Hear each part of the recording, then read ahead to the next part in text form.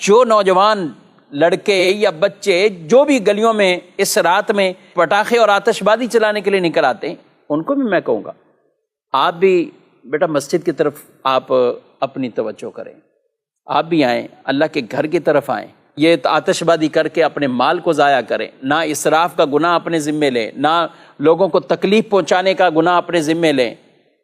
پھر بالخصوص کئی لوگ ایسے ہوتے ہیں کہ ان کی اسی آتش بازی کی وجہ سے بسا اوقات آگ لگتی ہے اور کتنی جانیں ضائع ہو جاتی ہیں، لوگوں کے مال ضائع ہو جاتے ہیں۔ یہ تو بعد میں یہی دیکھتے ہوئے سامنے، چاہے وہ شادیوں میں ایسا کچھ معاملات آتش بازی کرتے ہیں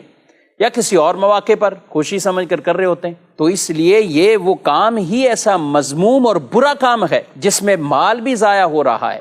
جس کے اندر آپ لوگوں کو تکلیفیں بھی پہنچا رہے ہیں اور جان جانے کا بھی خطرہ ہے۔ کتنے گناہ